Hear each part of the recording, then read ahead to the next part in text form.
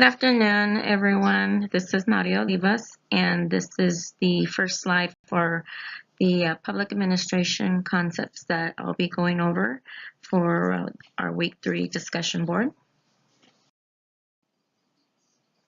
Okay, so here we have Woodrow Wilson and his theory of dichotomy with politics and administration. As you can see here in the little image where politics is in one circle, administration is in another circle, and you sort of meet in the middle. That's in general what his theory is about, that politics and administration need to be kept separate, but together in the sense that politicians and our elected officials, they pass the laws, they make the decisions, and then on the administrative side or public service side, it's our responsibility to implement these laws. An example of this is currently for the county recorder's office. Actually, the state of California passed what's called SB 2. It's a bill to raise funds for funding low-income housing projects. And the way this money is to be collected is by imposing a $75 fee on every recorded document per title.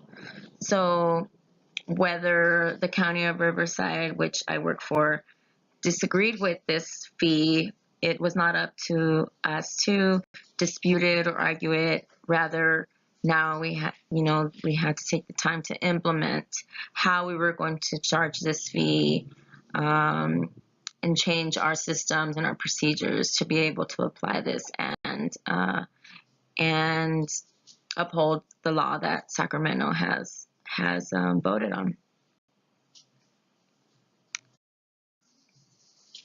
Okay, so now we're going to go over Frederick Winslow Taylor's theory on scientific management.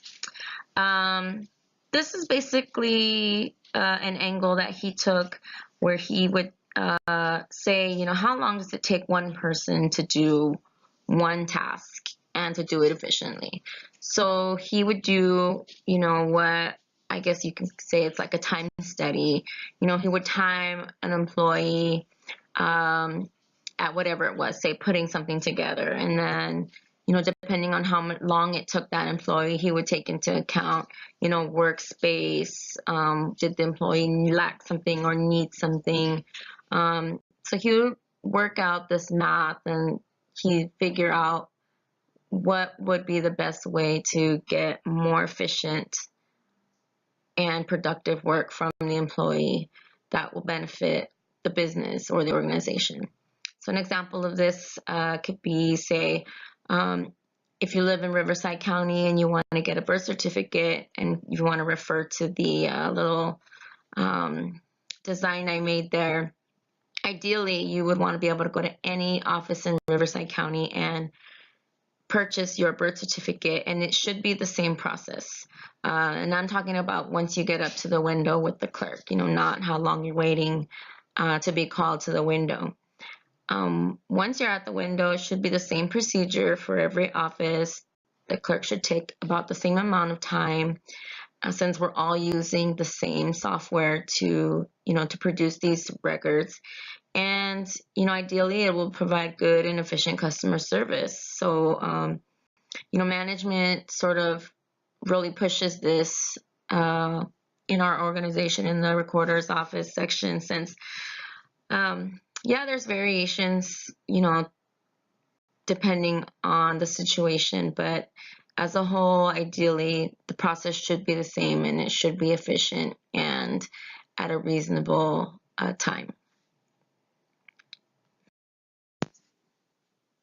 Luther Gulick, his main approach towards public administration was really organization and the division of jobs. So he has this acronym, POSD, CO for coordinating, R budgeting, and B for budgeting. P for planning, O for organizing, S for staffing, D for directing, the CO for coordinating, the R for reporting, the B for budgeting.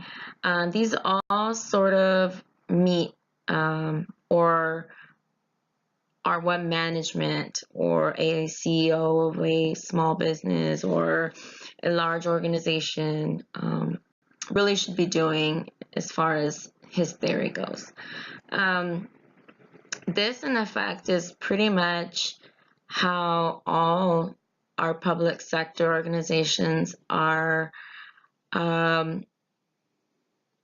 being run today. There is someone that is the main CEO or director, or the elected official, and then there's a hierarchy that goes all the way down to the employee.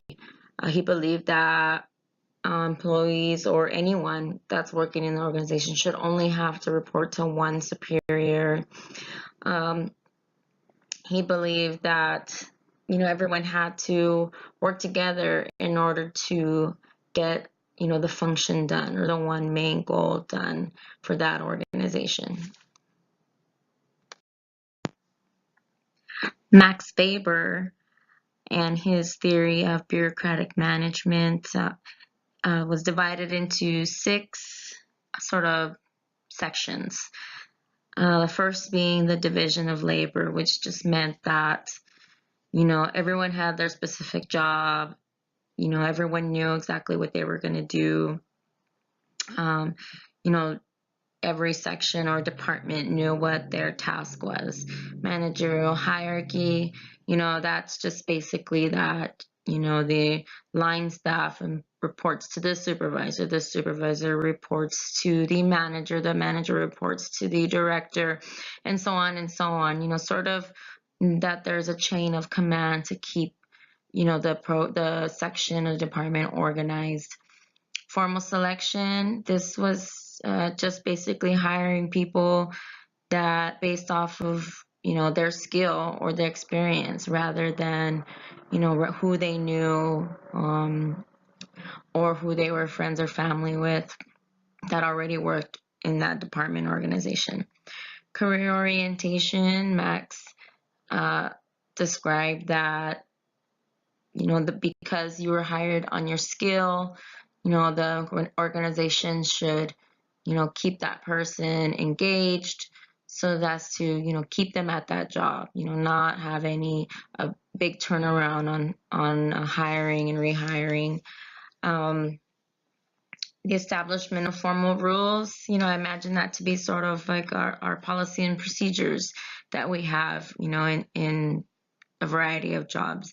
We all have the same rules that we have to follow, and that should be from the top down. No one is exempt from these formal rules that are established.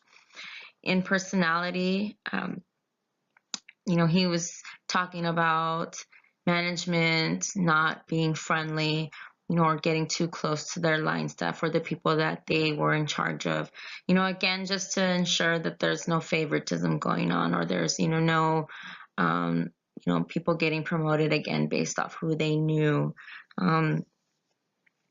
His theory of bureaucratic management, is again part of all our public sector organizations. We have, for example, in my job at the assessor's office, we have the division of labor. We have different sections: recorder, planning and zoning. We have the tax collector. All those different sections or departments. The hierarchy, the managerial hierarchy. It's everyone that works there is very aware of who our managers are and who our supervisors are and who we're supposed to report to. The formal selection, we have to go through the interview process. No one is hired just off who they know. You have to prove that you are qualified to do the job. The career orientation, I can speak for the assessor's office. They're constantly trying to engage their employees into learning more, cross-training, allowing us to feel that our job is important, the skill that we have is important, and it makes us want to stay there and with the organization. the establishment of formal rules, from the top down. There's expectations, there's rules. You can't call out every day. You can't, behave a certain way in the office. There's expectations that everyone are expected to follow.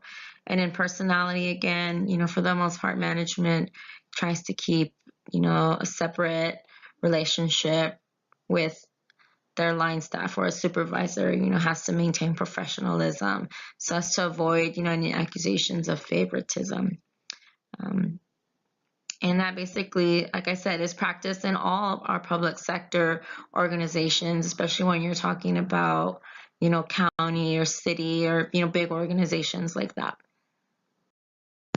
Mary Parker Follett is sort of seen as the mother of modern management. She tried to bring a more human feel to work, or to an organization or a business. She felt that work would be done much better and efficiently if, the people running it were a little more personable, and took into account that, like the little chart there says, you want to empower your employees, enhance them, enable them, engage them, make them feel that they are a part of this team, and that this organization or this effort would not be possible without them. She also felt that, we had to teach our employees, when we say empower, offer suggestions, don't make them feel that you have to do it my way and this is the only way. She was an advocate of definitely working as a team and listening to your employees, and not just, pointing the finger and saying, my way or the highway. I picked this quote here by John Maxwell that I think sort of applies to what Mary was trying to explain, in that leaders become great, but not because of their power, but because of their ability to empower others. This is, I think, sort of a new sort of way of viewing management and organizations. Again, speaking from my own work experience, we've had meetings at work where, they just show us empowering videos on how to work as a team, on how to communicate.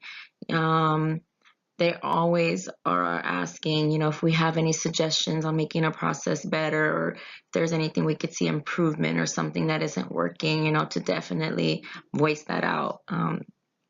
So this is definitely something that's being used even in modern times, and I see this sort of as a progression towards this type of thinking in a lot of organizations.